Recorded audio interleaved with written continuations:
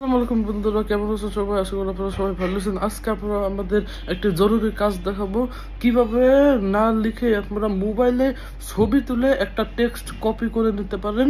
So এটা আমরা এই ভিডিওটি দেখে আসি। প্রথমে আপনারা গুগলে যাবেন। গুগলে যাওয়ার পর আপনাদেরকে এই যে ক্যামেরা একটা আইকন দেখতে পাচ্ছেন, এটিতে ক্লিক করতে হবে। এটা সব মোবাইলেই থাকে, সার্চ বারের চারপাশে। তো তারপর আপনাদের যেটা করতে হবে, এখানে আমি করে নিচ্ছি, এই যে এখানে সেটিংসে যদি আপনার এরকম যদি পারমিশন চাই, তাহলে এখানে আপনাদের সেটিংসে যেতে হবে। সেটিংসে যাওয়ার পরে আপনাদের ক্যামেরা অপশনটাকে পারমিশন করে দিতে হবে। তারপর আপনাদের ব্যাক চলে আসতে হবে। আমি আবার আমার যেহেতু আইফোন, সেহেতু আমি করে নিচ্ছি। আবার আপনাদের সেম আইকনে যেতে হবে।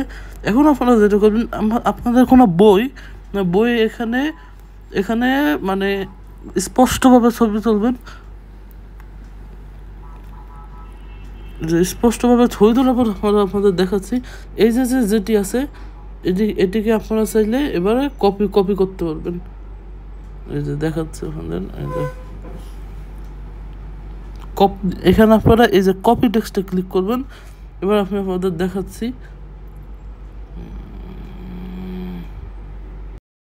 তো এখন আমি আপনাদের এখনই দেখিয়ে দিচ্ছি। সো আপনাদের যে মোবাইলে যে একটি অফিস বা নোট আছে, এখানে আপনাদের যেতে হবে। তারপর এখানে আমার যেহেতু WPS অফিস, সেখানে আমি রাইটার এভাবে সিলেক্ট করে দিচ্ছি। আপনাদের ক্ষেত্রে ভিন্ন হতে পারে। তো আমি ব্ল্যাঙ্ক টেপতে দিয়ে জাস্ট নোটে গিয়ে এখানে শুধু পেস্ট করে দেবো।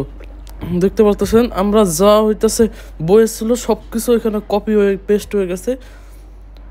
সো এইভাবে আপনারা চাইলে মানে কি বলে, আপনারা চাইলে না কোনো কিছু না লিখেও মোবাইলে না টাইপ করে মোবাইলে কপি এবং পেস্ট করে দিতে পারেন, মোবাইলে এভাবে লিখতে পারবেন।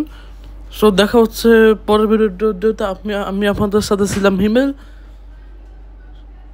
So thanks for watching.